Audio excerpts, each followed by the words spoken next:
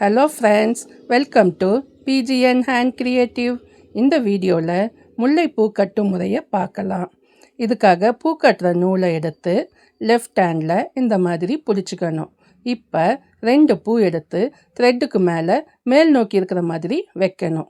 அடுத்ததாக 2 பூ எடுத்து கீழ் நோக்கி இருக்கிற மாதிரி வச்சுட்டு ஒரு சுற்றிட்டு இந்த மாதிரி ஒரு நாட் போட்டுக்கணும்.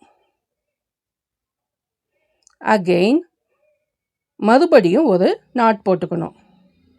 ஸோ இது போல் ஸ்டார்டிங்லேயும் எண்டுலையும் 2 டைம்ஸ் நாட் போட்டுக்கணும்.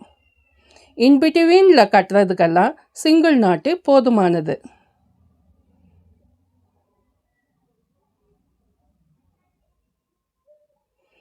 மறுபடியும் பாருங்கள், 2 பூ எடுத்து மேல் நோக்கி இருக்க மாதிரி வச்சுட்டு அகெயின் 2 பூ எடுத்து கீழ் நோக்கி இருக்க மாதிரி வச்சுட்டு ஒரு சுற்றிட்டு இந்த மாதிரி நாட் போடணும்.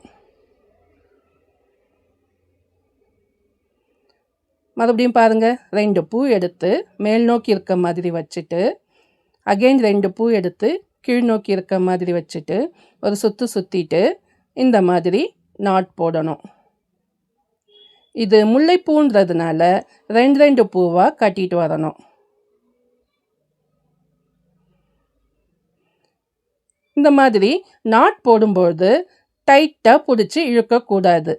அதுபோல் டைட்டாக பிடிச்சி இழுத்தோம்னா காம்பு கட் ஆகிடும்.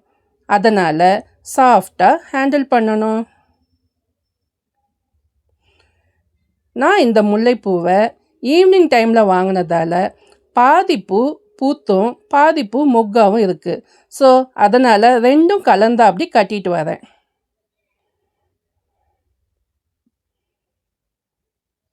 ஸோ இந்த வீடியோ பார்த்தாலே பூ எப்படி கட்டணுன்றது உங்களுக்கு புரியும்.